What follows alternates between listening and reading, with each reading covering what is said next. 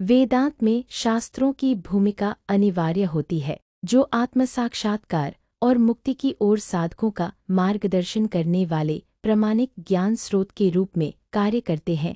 वेदांत के मूल ग्रंथ उपनिषद, भगवद गीता और ब्रह्मसूत्र, जिन्हें सामूहिक रूप से प्रस्थानत्रयी कहा जाता है, वास्तविकता, आत्मा और मानव अस्तित्व के परम लक्ष्य के बारे में व्यवस्थित रूप से गहन अंतर्दृष्टि प्रदान करते हैं। उपनिषद, जो वेदों का सार है, ब्रह्म और आत्मा की अद्वैत प्रकृति का उद्घाटन करते हैं और इस तथ्य पर बल देते हैं कि जो संसार दिखाई देता है वह केवल माया का एक भ्रम है और केवल आत्मज्ञान ही मुक्ति का मार्ग है। भगवद गीता, जिसे उपनिषदों का सार कहा जाता है, आध्यात्मिक उन्नति के लिए एक व्यावहारिक मार्गदर्शिका है, जो ज्ञान योग बुद्धि का मार्ग, भक्ति योग भक्ति का मार्ग और कर्म योग निष्काम कर्म का मार्ग को समाहित करती है, जिससे वेदांत ज्ञान विभिन्न प्रवृत्तियों वाले साधकों के लिए सुलभ बनता है। ब्रह्मसूत्र, जिन्हें महर्षि व्यास ने संकलित किया था,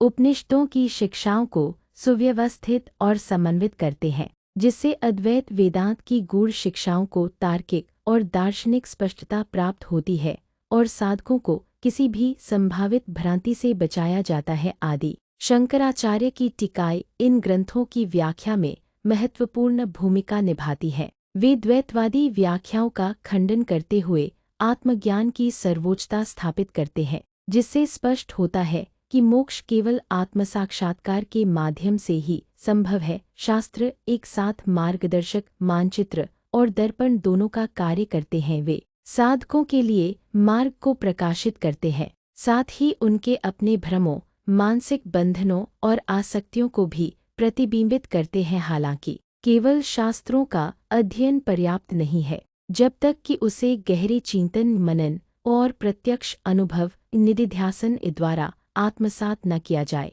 जिससे बौद्धिक ज्ञान को आंतरिक अनुभूति में परिवर्तित किया जा सके। शास्त्रों की जटिल भाषा, जो अक्सर विरोधाभासों, रूपकों और प्रतीकात्मक अभिव्यक्तियों का उपयोग करती है, के कारण गुरु की आवश्यकता होती है, क्योंकि इनका अर्थ केवल सही रूप से समझने के बजाय गहराई से आत्मसात करने की आवश्यकता होती है।